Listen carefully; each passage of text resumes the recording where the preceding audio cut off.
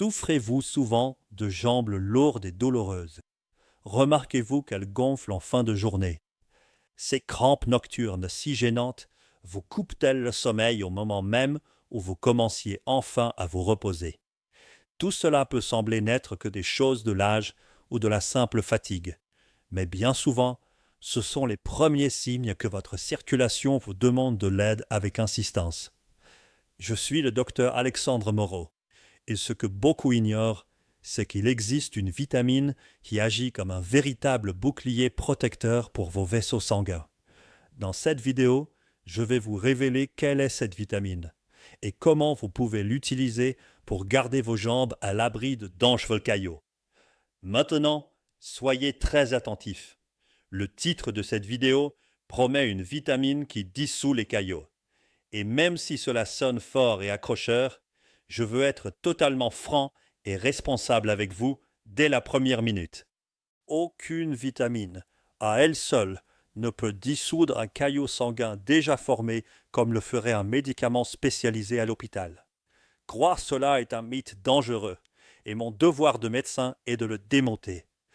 Mais ce qui existe bel et bien, et ce que la science soutient, c'est une vitamine qui constitue un outil préventif extrêmement puissant.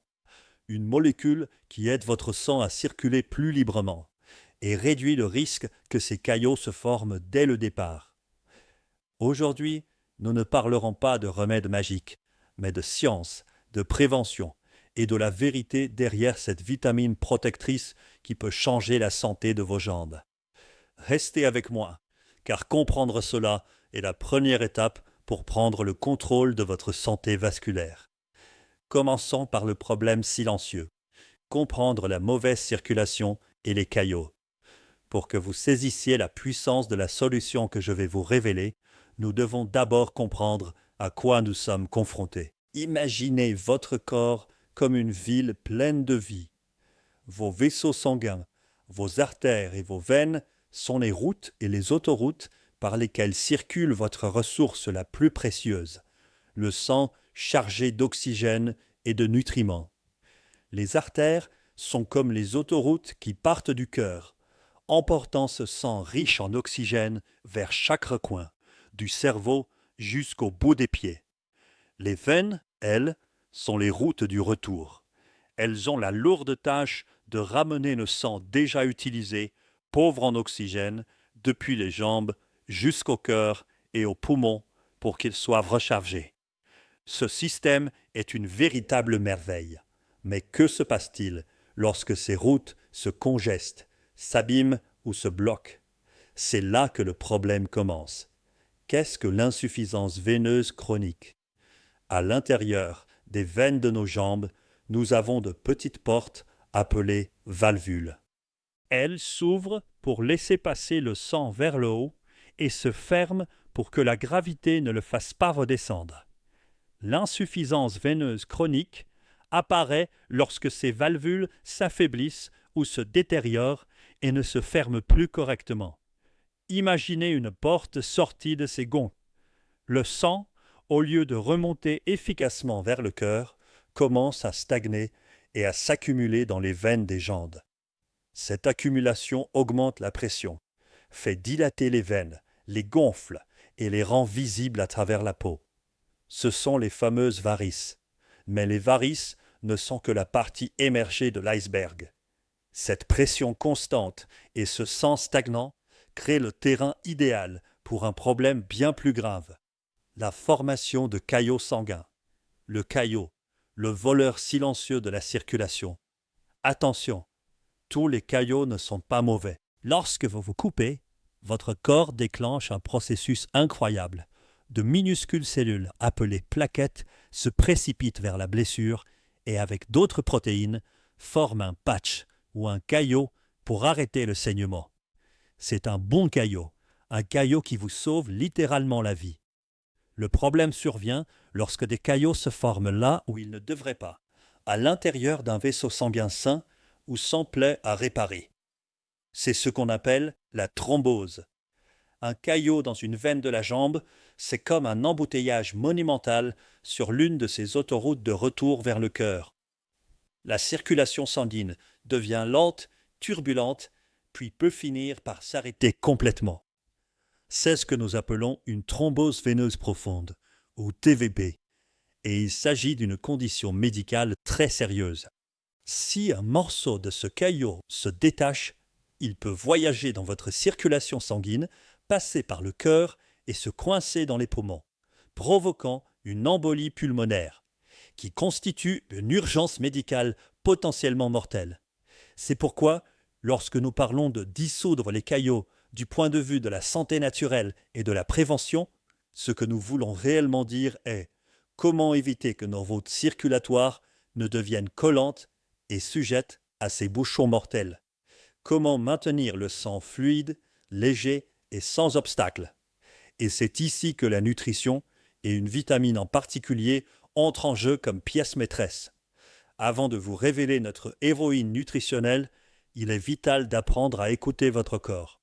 La mauvaise circulation et le risque de caillots n'apparaissent pas du jour au lendemain. Ils envoient des signaux, des murmures, qui avec le temps deviennent des cris. Les ignorer, c'est laisser le problème grandir en silence. Soyez attentifs, car vous allez sûrement vous reconnaître dans certains de ces signes. Premier signal d'alerte, la lourdeur et la fatigue dans les jambes. C'est sans doute le signe le plus fréquent, et celui que l'on a le plus tendance à banaliser.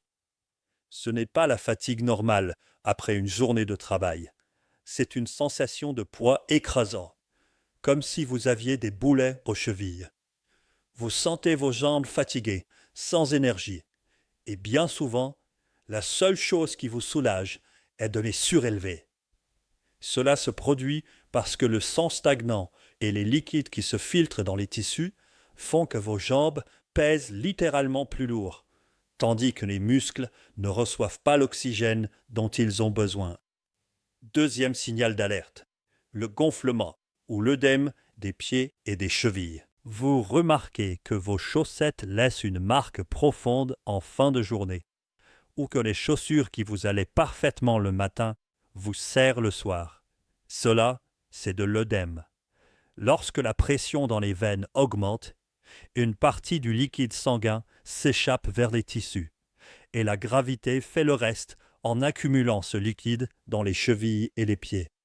Au début, le gonflement peut disparaître la nuit, mais avec le temps, il peut devenir permanent. Troisième signal d'alerte, les crampes nocturnes douloureuses. Vous dormez bien au chaud, et soudain, aïe! Une douleur aiguë et insupportable dans le mollet ou le pied vous réveille brutalement. C'est une crampe. Ces spasmes sont un signe classique que les muscles ne reçoivent pas assez de sang oxygéné et qu'il existe un déséquilibre des déchets, comme l'acide lactique, à cause d'une mauvaise circulation. Quatrième signal d'alerte, les changements de la peau et de la température. Vos jambes racontent leur histoire à travers leur peau. Des pieds constamment froids, même dans une pièce bien chauffée, indiquent que le sang chaud et oxygéné n'arrive pas correctement jusqu'à eux. La peau peut paraître pâle ou bleuâtre par manque d'oxygène. Dans les cas plus chroniques, la peau de la cheville peut s'assombrir et devenir brune ou rougeâtre. Cela se produit parce que les globules rouges s'échappent des veines et tachent littéralement la peau de l'intérieur. De plus, une mauvaise circulation affecte la nutrition de la peau, la rendant sèche, fine, brillante et sujette aux démangeaisons. Cinquième signal d'alerte, les picotements et l'engourdissement. Cette sensation de fourmillement ou l'impression qu'une partie de la jambe s'endort n'est pas toujours due à une mauvaise position. Lorsque le flux sanguin n'est pas adéquat, les nerfs ne reçoivent pas non plus l'oxygène dont ils ont besoin.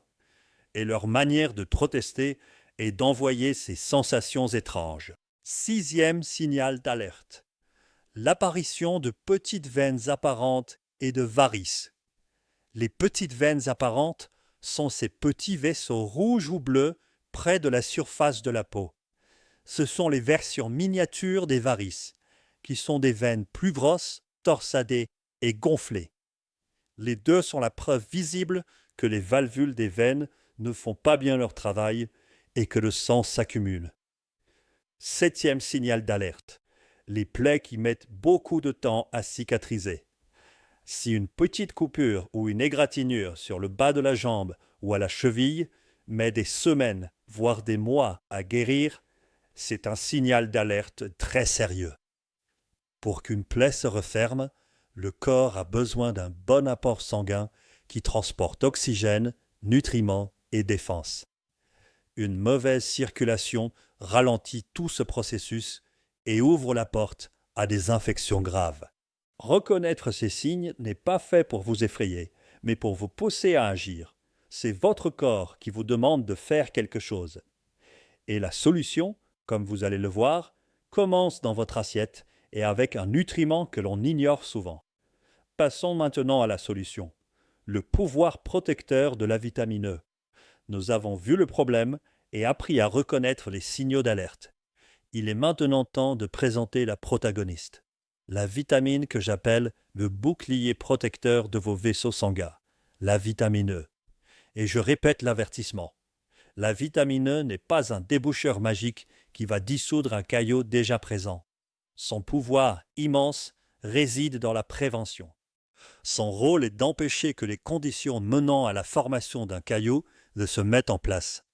Comment fonctionne exactement la vitamine E? Détaillons son mécanisme. Car lorsque vous comprenez le pourquoi, il devient beaucoup plus facile de faire des changements dans votre vie. La vitamine E agit sur 3 fronts. Premier front, le gardien antioxydant. Notre corps est attaqué en permanence par des molécules instables appelées radicaux libres, qui viennent de partout, du métabolisme lui-même, de la pollution, de la cigarette, du stress oxydatif en général. Ils sont inévitables. Ces radicaux libres sont comme de petits vandales qui abîment tout ce qu'ils touchent, en particulier les parois internes délicates de nos vaisseaux sanguins. Ces dommages provoquent de l'inflammation et créent des surfaces rugueuses où le cholestérol peut s'accrocher, affaiblissant les veines et les artères. C'est là que la vitamine E entre en scène comme une super-héroïne. C'est un puissant antioxydant qui s'insère dans les membranes de nos cellules, y compris celles des vaisseaux sanguins, et les protège de l'intérieur. Elle agit comme un bouclier, neutralisant les radicaux libres avant qu'ils ne fassent des dégâts. En maintenant les parois des veines et des artères lisses et souples, la vitamine E aide le sang à circuler plus facilement. Deuxième front, le téflon des plaquettes, son effet antiplaquettaire naturel. C'est sans doute son effet le plus direct pour prévenir les caillots. Comme je vous l'ai dit, ce sont les plaquettes qui déclenchent le processus de coagulation. Normalement, elles flottent tranquillement dans le sang, mais lorsque les parois des vaisseaux sont abîmées, elles deviennent collantes et s'agrègent. La vitamine E exerce un effet antiplaquettaire doux mais important. Imaginez qu'elle recouvre les plaquettes d'une couche microscopique de téflon, réduisant leur tendance à s'agglutiner lorsqu'elles ne devraient pas le faire. Diverses études suggèrent que la vitamine E freine une enzyme clé dans ce processus de collance plaquettaire. Il est essentiel de comprendre la différence. Un anticoagulant, comme la warfarine, bloque certaines protéines de la coagulation. Un antiplaquettaire, comme l'aspirine, empêche les plaquettes de s'assembler. La vitamine E a un effet naturel et plus doux, de type antiplaquettaire. Elle ne remplace pas les médicaments, mais aide le sang à être moins enclin à former des caillots là où il ne devait pas. Troisième front, le dilatateur des vaisseaux sanguins. La vitamine E aide également les vaisseaux sanguins à se relâcher et à s'élargir légèrement, un processus que l'on appelle la vasodilatation. Elle y parvient en favorisant des substances qui détendent la paroi vasculaire. Lorsque les vaisseaux sont plus larges, la pression artérielle tend à baisser et le sang circule plus facilement, réduisant la contrainte sur l'ensemble du système circulatoire, y compris les veines des jambes. C'est comme passer d'une petite rue étroite à une avenue à 3 voies. En quelques mots, la vitamine E ne dissout pas les caillots, mais elle crée un environnement interne où il devient beaucoup plus difficile qu'il se forme. Elle protège les parois, rend les plaquettes moins collantes et aide à garder les routes dégagées. Venons-en maintenant à la partie pratique. Comment remplir votre assiette de vitamine E?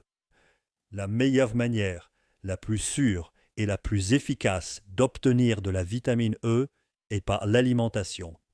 La nature nous offre une véritable réserve de ce nutriment. La supplémentation est un autre sujet et ne doit être envisagée que sous supervision médicale. Ma recommandation de médecin est toujours la même. La nourriture d'abord. Où trouve-t-on de bonnes quantités de vitamine E? Les graines de tournesol sont les reines incontestées. Seulement un quart de tasse de graines de tournesol grillées peut vous rapprocher énormément de l'apport quotidien nécessaire en vitamine E. Vous pouvez les ajouter à vos salades, à un yaourt, à un smoothie ou les manger seuls en collation. Les amandes sont un autre géant de la vitamine E. Une poignée par jour vous apporte une dose impressionnante de cet antioxydant. Elles sont parfaites pour grignoter en milieu de matinée ou pour en saupoudrer sur vos flocons d'avoine ou sur vos fruits. Les noisettes sont aussi une excellente source. Elles se marient très bien avec le chocolat noir qui contient lui aussi des composés bénéfiques pour la circulation ou peuvent être utilisées dans des desserts plus sains. Puis viennent les huiles végétales pressées à froid. L'huile de germe de blé est l'une des plus concentrées. Mais l'huile de tournesol et bien sûr l'huile d'olive extra vierge sont également d'excellentes sources. L'important est de les utiliser crus en assaisonnement ou pour cuire à feu doux, car une chaleur trop forte détruit une grande partie de la vitamine E. N'oublions pas les légumes verts. Les épinards, surtout cuits légèrement à la vapeur, libèrent encore davantage leurs nutriments, notamment un peu de vitamine E. Le brocoli apporte lui aussi une bonne dose et en prime d'autres antioxydants importants.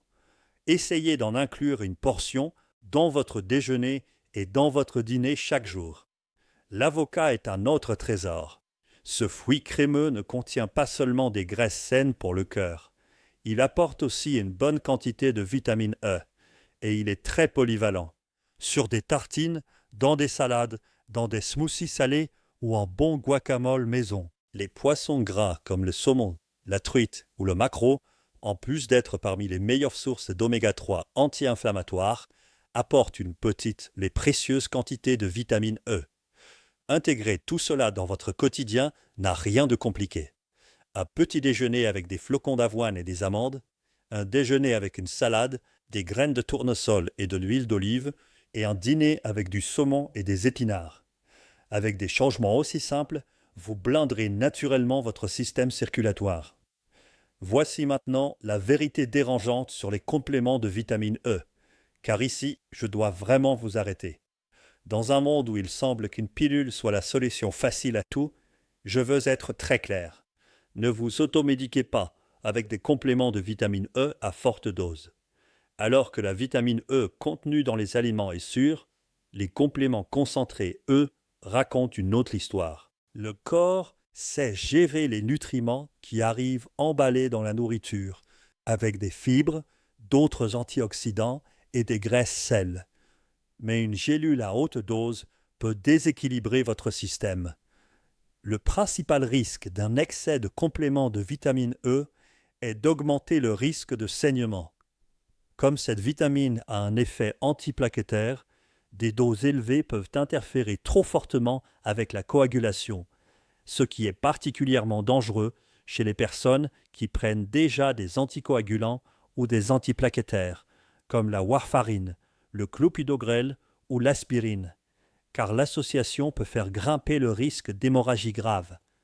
De plus, avant toute intervention chirurgicale, il est généralement recommandé d'arrêter les compléments de vitamine E, en général environ 2 semaines avant, justement pour réduire le risque de saignement excessif. Alors, dans quel cas un complément pourrait-il être nécessaire? Uniquement sur prescription et diagnostic médical. Par exemple, Chez des personnes atteintes de maladies qui empêchent bien l'absorption des graisses, comme certaines maladies de l'intestin ou du pancréas, une carence en vitamine E peut survenir et dans ces cas, un médecin détermine la dose exacte et sûre en surveillant les taux sanguins et les interactions avec les autres médicaments. Le message est simple. Faites d'abord confiance à la pharmacie de la nature. Votre assiette est l'outil le plus puissant et le plus sûr que vous ayez. Mais il y a quelque chose d'autre à ne pas oublier. La vitamine E ne travaille pas seule. Ce serait une erreur de penser qu'elle constitue une solution miracle. La santé vasculaire est un travail d'équipe.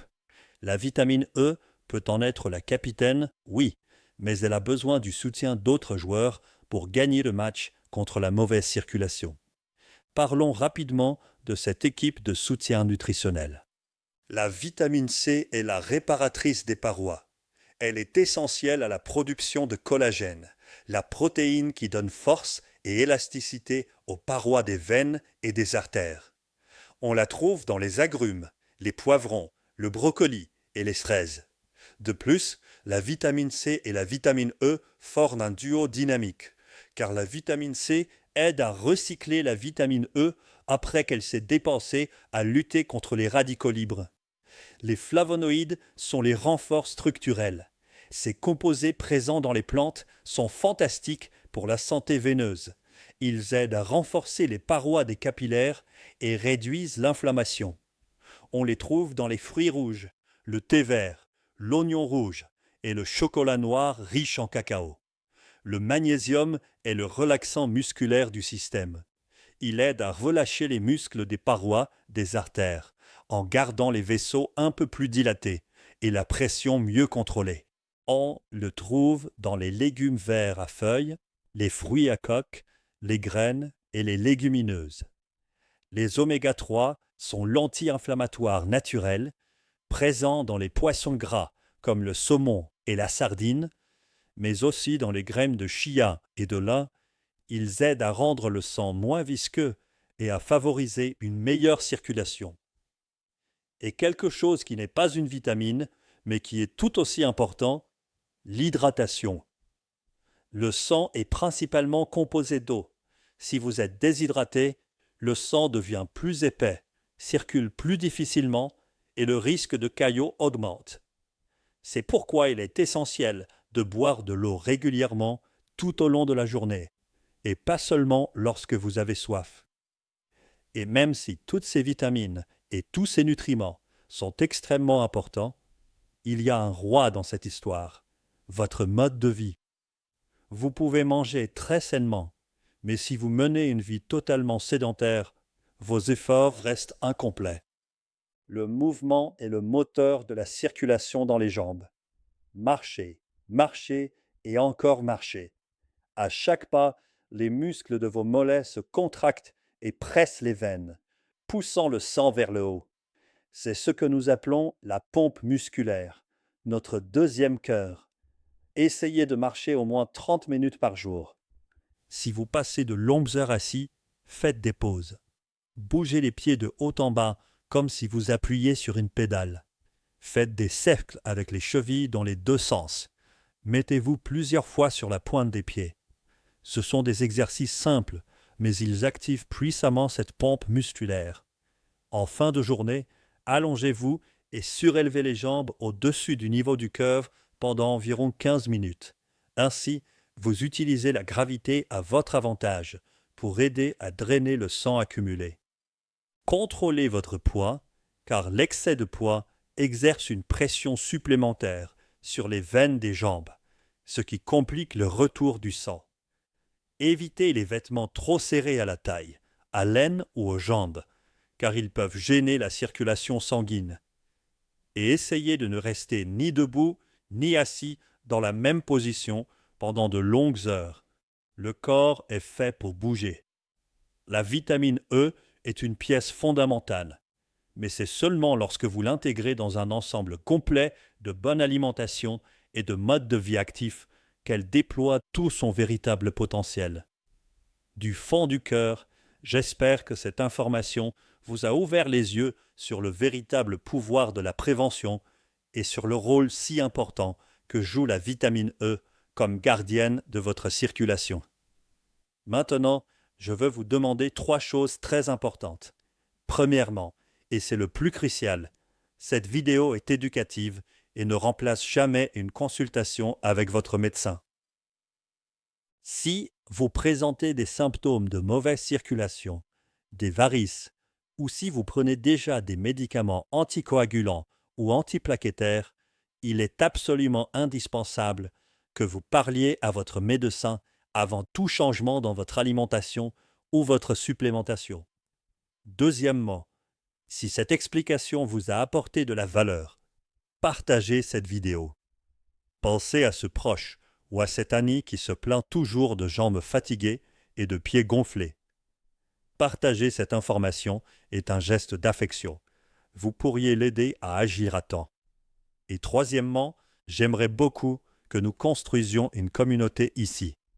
Laissez-moi un commentaire et dites-moi de quel pays vous me regardez et quel aliment riche en vitamine E vous pensez intégrer en premier dans votre alimentation.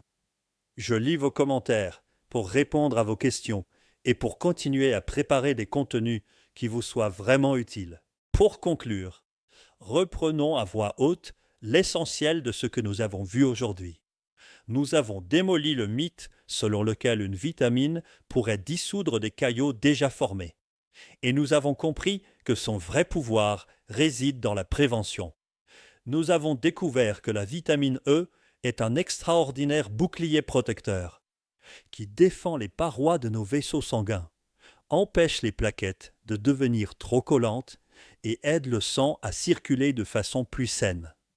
Nous avons appris que la manière la plus sûre de l'obtenir est à travers des aliments délicieux comme les graines de tournesol, les amandes, l'avocat, les huiles végétales de bonne qualité et les légumes verts, et que les compléments à forte dose comportent des risques et ne doivent être pris que sous supervision médicale. Et, surtout, nous avons compris que la santé vasculaire est un projet global. La vitamine E est une étoile, mais elle brille bien davantage lorsqu'elle est accompagnée d'autres nutriments et surtout d'un mode de vie actif. Ne sous-estimez pas les signaux que votre corps vous envoie. Cette lourdeur, ce gonflement, ces crampes ne sont pas normaux. Ce sont une invitation à agir. Aujourd'hui, vous venez d'acquérir une connaissance puissante. Utilisez-la. Prenez les rênes de votre santé. Commencez dès aujourd'hui à construire un système circulatoire plus fort et plus résilient. Je suis le docteur Alexandre Moreau et ma mission est de vous donner des outils clairs et honnêtes pour vivre une vie plus longue, plus saine et plus épanouie. Merci beaucoup pour votre attention.